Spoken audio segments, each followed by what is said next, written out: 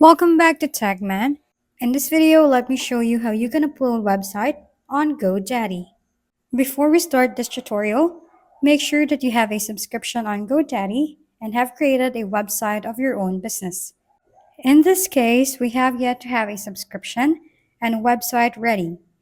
First, go to your GoDaddy and log into your account. Then click on your profile on the top.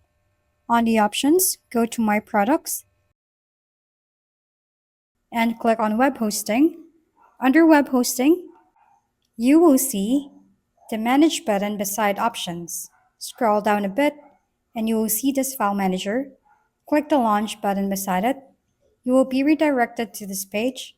Click the public HTML and add your website here.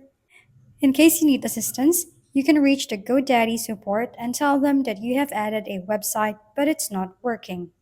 If we've been helpful, kindly give us a thumbs up and don't forget to hit the subscribe and bell button for more contents.